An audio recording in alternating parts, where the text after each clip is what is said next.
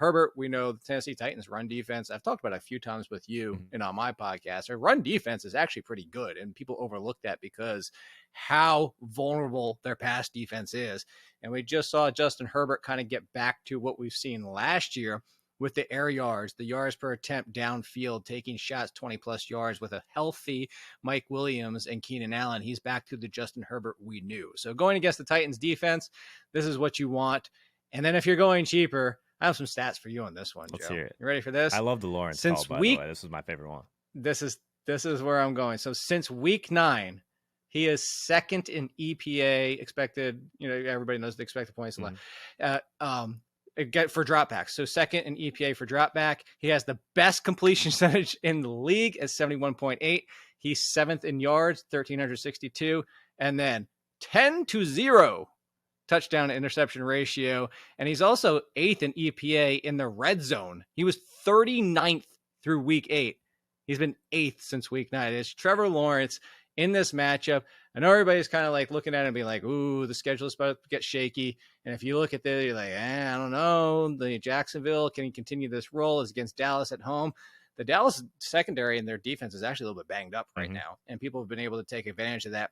And there's a play that we have at wide receiver that might not be the one people think of, which we'll talk about when we get to wide receiver. But I actually really like Trevor Lawrence this week. I like it quite a bit. Honestly, let's move to wide receiver because I think Zay Jones is going to be who you're alluding to here. He's 48,900. Like, this is a game I think that is going to draw a little bit of steam. But man, like, they don't want to move Zay Jones' price, and like the usage looks like eerily similar to Christian Kirk at this point. You just get like a huge discount in savings, right? And the biggest difference here is, so what I'm going to give you is the outside wide receivers against Dallas. They are EPA 25th, as in the bigger the number. So they're all the way down to the bottom 25th versus outside wide receivers since week 8. They're 9th versus the slot. Well, the coverage is going to focus on Kirk, and 68% of the time, Kirk is in the slot. Only 31% of the time, Zay Jones is in the slot. So there's some more numbers for you. But basically, you've seen Zay Jones 3 of the last 4 games playing outside in this matchup again. The secondary and this entire team is starting to take some hits. A lot of the guys are still playing. They're just not at 100%, which has made the Cowboys defense vulnerable. This is one that in seasonal leagues, people have started dropping the Cowboys because of what's been happening recently. But again, I just go back to it. Since week 8 is usually a good tell, basically the last 6 or so weeks to kind of get the full look there.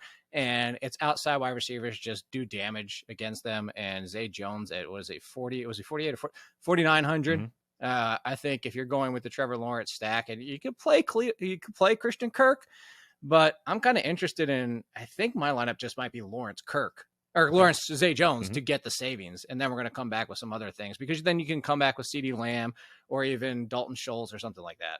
I like it. Your next guy, we don't really need to touch on for too long. I'll just give people permission, like you were going to. Garrett Wilson. The reason I bring up Garrett Wilson, he happens to be my favorite prize pick, at least early in the week on the entire slate. So you can get him over 64.5 receiving yards. I have that significantly higher in my projections, but also Run the Sims. They have that as a 79% favorite to cash. So that's where I'm starting a lot of my early week prize pick stuff. The Garrett Wilson over 64.5 receiving yards. Lock that in. If you decide to grab that, make sure you use the link in the description. Code Holka will get your free $100 bet over on PrizePicks, live in 30 plus states now. So that's a good one to start with. Go ahead. Anything else on Garrett Wilson? You know where my projections have him? So I completely agree with you. Yeah. I have him at 79.7 yards. So yeah, it's perfect. Easy cover. It's like 20% I love higher. that one. And that's, yeah. I was going to give permission to play him. I don't know why the price still hasn't gone up.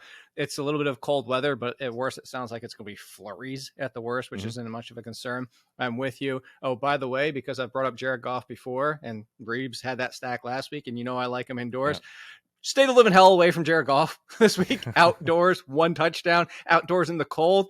No, I don't even love the Amon-Ra St. Brown bring back just because he's been so popular and we love him on this show. I just think the floor is just too low this 1 week. So I'm with you. Outside of Garrett Wilson and Zay Jones, it's Mike Williams. So speaking of Zay Jones, what happened in this matchup last week with Zay Jones? 12 targets, 8 receptions, 77 yards, and a touchdown in this matchup. The Eagles, T. Higgins, Christian Watson, Jalen Virgil have all scored double digits in this matchup over the last 5 games.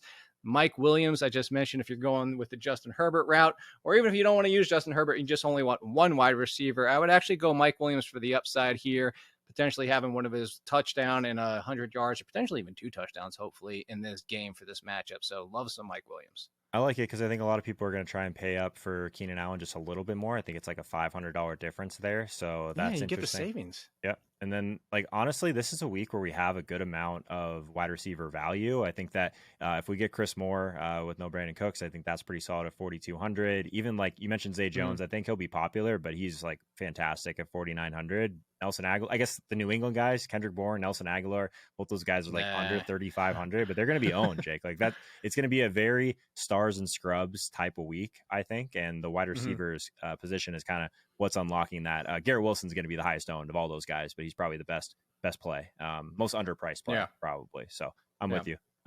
Let's circle back to the running back position, and we can stay. We talked a little bit about Tennessee, and we can stay in this Chargers game. So let's talk about the big dog Derrick Henry's 8K. But if we're gonna speed up this tempo, that's a good way to do it. Just moved to last week. You and I talked about it, and you said, I don't know, I just got burned by him, so of course he's going to do it. Well, I said, look, the matchup started last week. The matchup for the rest of December, this is the Derrick Henry we wanted. This is the Derrick Henry that's just going to steamroll people. If you are going stars and scrubs, this is another. I gave 3 permissions. This is what I planned to give in this show. Was Jalen Hurts, Garrett Wilson, and Derrick Henry. I threw Stevenson in there just as a comment. It sounds like he's doubtful, and I think Damian Harris could be coming to play as long as he's playing. Damian Harris, I think, is a strong buy at his price because they already use him at the goal line when healthy, and now you'd have no Stevenson, which it probably means a little bit of pure strong sprinkled in. But I have no problem going to Damian Harris in that one. But outside of that, because that one's kind of fluctuating, I had 2 or 3 I really like this week and narrowed it down to one is somebody that you've loved for a long time, James Conner. Only 2 running backs had over 90% of the snaps last week. One was James Conner. The other one was that Travis Homer guy. We don't really care about him. But James Conner in this matchup, I was actually a little bit lower initially. This is admit where like projections and talking through and looking at it, analysis comes through. Is I originally had him like I don't know if I see him in an RB1 versus Denver. But if you look at the volume and the usage, especially in the past game, it's never been an argument in favor of him being like a world beater talent wise. But dude, like you're going to give me 15 attempts and like anywhere from like 4 to 7 targets at this price. Like that's amazing. That's all you need to know about it. And in that same vein, you're going to get similar use, probably not with the targets, but I like Isaiah Pacheco. I know most weeks, and we especially don't love the non-pass catchers, but I mean, do we love Derrick Henry right now? But really in this game, Jerick McKinnon's been a thing, and maybe they use Jerick McKinnon inside the 5 again, and that just frustrates. But I think that's why he's an interesting kind of a lock, so to speak, is because I don't think a lot of people are going to go to Pacheco because they're worried about McKinnon. But if you look at this game, it's the Houston Texans, which we just sat here and talked about, where I said, go ahead and play Zeke and Pollard. Well, the one that's in that ground out the game when they have the lead and they're nursing in the second half, Pacheco is the one that I think wouldn't shock me if he gets a touchdown or 2. Yeah, he's kind of a weird price range at 5,900, so I think like that might be. Generally, you and I stay out of that range. Yeah, that's kind of. Well, I think that's one that definitely makes some sense. The question I think that most people are going to be asking themselves, probably even when they're watching this video, is Alvin Kamara versus James Conner, because they're basically the same price, right? And Kamara is looking pretty good in projections. It's a little bit scary given what we know about how he's performed this year. I don't know. I think that Kamara is going to end up being the highest owned of those 2, but where are you at on? You think so? I think Kamara is going to be very popular. Like we got this nice little, like people are comfortable clicking Kamara versus Atlanta for years. You know what I mean? Maybe I'm wrong. Maybe there's too much recency bias there. But But Kamara looks pretty strong. You might get a mix, and I think this one will obviously spill over to the tournament conversation that you have and look at rostership and everything like that. But Kamara's in a great spot in seasonal. To your point about this, I kept telling people before their trade deadlines, I was like, hey, look at it after the bye. Look at his playoff schedule. It's arguably the best in the league, and this is when it starts, is Atlanta. So I have no problem with it. It's just I would so much prefer Jameis Winston at quarterback. Everybody complained and said, Jameis Winston is going to destroy Alvin Kamara. The target use between Dalton and Jameis has been go look at it. The numbers are very similar in targets and receptions. The difference is the way this offense functions, and Kamara's route running is a little bit different with Jameis Winston's end. Runs a little bit more wheels, a little bit more further downfield, and it's led to, if you look at the difference in the reception yards when it comes to per reception, it's higher with Winston. And I think that this would be better. That's why I'm still a little bit cautious. I think it's a great spot, but I'm a little just cautious just because I think Andy Dalton's killing this offense. Yeah, I agree. It's not a safe play by any means, but like the projections maybe don't, I guess, shell out the downside that there is with Kamara, but I think it looks pretty solid. Those guys are ones. There's plenty of upside there. Speaking of which, if people usually check out, as you always say, before we build the lineup. I have one that I think I'm going to put in my lineup. I haven't mentioned at running back yet. I'm going to save for the lineup. Oh, I love the tease. There's a little tease for you. You got to stay till the end to figure that out. Love it. All right, let's talk about tight end. Dalton Schultz. I think he's going to be relatively popular, but for good reason, man. At 4,400, if you can get there and like get up from like the Tyler Conklins, the Greg Dulcich, like the Chigwankwo, like I'd rather just play Dalton Schultz at that point. So I think I'm with you. Yeah, I'm in this for the matchup where he's essentially, for the most part, been the number 2. There has been a little bit of Michael Gallup sprinkled in there, but even those two touchdowns, fewer than 50 yards. So I think if you're looking at Dalton Schultz at this price range is what makes him appealing to me and in this matchup. So if you don't like him, and I saw you just click on him for anybody that might be looking at this, Dallas Goedert is still IR on the site. Yep. They opened the practice window. He said he's going to play this week. We still have to remain, things still have to be played out that he will play. But if he does, in my seasonal, to give you an idea of why I would just go right to Dallas Goedert if you can afford him, I have him as top 5 tight end. Dallas Goedert is back, and at this price, I would just find a way to play him. I don't know if you can get him in there, depending on how your roster construction is. But if you're going with the Jalen Hurts and you don't, here's one thing I will say, too, to add to that. Go back to Jalen Hurts. If you don't play naked Jalen Hurts and you want to stack, it's Hurts, A.J. Brown, Goddard. Devonta Smith with Goddard is an avoid. Just throwing that out there. Yeah. Good to know. It was nice having the Hurts doubles while we had Devonta Smith. The Devonta Smith thing was fun, but I think he's only got one big game with Dallas Goedert active, and it's kind of frustrating. That changes some things for sure. All right. Make sure you guys hit that subscribe button if you haven't already. I'm live every Sunday morning at 9 a.m. Eastern time. Make sure you guys join us, building a bunch of lineups with chat, all that good stuff. We're going to build one right now with Jake. I'm laughing because I just clicked on your screen trying to build a lineup. Oh, God. That's awesome. Yeah, for anyone that doesn't know, we got the screen share going for Jake as we're recording. So he's actually clicking on it like he can do stuff on DraftKings, which is awesome technology. All right, what are we thinking here? I'm going to let you take the wheel here because you tend to build a little bit differently than Reeves and TJ typically.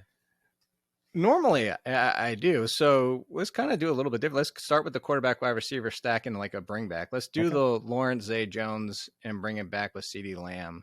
Nice. And kind of start from there. I know that's not normally how I do things, but it'll be interesting. CeeDee Lamb, another over that I took this week, significantly lower on the receiving sides. I'd have to check the exact number on that, but I remember taking that one earlier today. So nice. So if that's the case, let's do Mike Williams. I mean, I just want to smash him in there. Here, I'll do the Derrick Henry bring back on that one. Okay. We got the let's play the big dog. That's the alpha mini stack right there. I like it. Let's do the big dog there. So here's the running back I was saving for you. The 2 good games DeAndre Swift has had is when he's not been on the injury report. You're doing it. We are Thursday. He is not on the injury report. It could change because he's DeAndre Swift on Friday. But week 1 and week 13, 0 injury dezegation. He's in a nice spot, super risky. No one's playing that guy. But I'm going to. That's why I know. I'm playing DeAndre Swift. I'm playing DeAndre Swift in this one, Williams especially if it's cold and they run some more. I'm just already tilting it. I know. I like it, though. I like it with the 0 injury designation, and that's what I was saving here. So what do we have left? We got tight end flex. Yeah, give me a defense. Defensive. I guess the free square defense is Denver, right? Yeah, do we want to go that direction? Just put him there. Okay. I want to go low. Yeah, let's go Denver. Broncos D 2,700 going to be the stone chalk. We got 4,500 the rest of the way for a tight end and a flex. Let's put a Conquo in there because I don't think we can get to Schultz or Goddard. Yeah. you think there's any negative correlation there, Okonkwo and Henry, or not really? Not if Traylon Burks is out. It's the same thing last week. Yep. He scored last week. You know, he hit his over. He has scored the touchdown. Derrick Henry still smashed on his. The biggest thing is because Taysom Hill isn't even taking the running away anymore from Derrick Henry. The slight bit that he used to, but yeah, I think those are. But everybody behind Derrick Henry's hurt, so like the entire backfield is hurt. Yep. All right. Well, you got. So what do we have left? I think you got an easy mini stack here, staring you in the face at 6K. With Etienne, or Wilson, or you just go your boy Garrett Wilson. Yeah, and do the Garrett Wilson. Pacheco's there too. Yeah, who do you like better, Wilson or Pacheco? For this lineup, I think that Wilson makes sense. For this, like Wilson.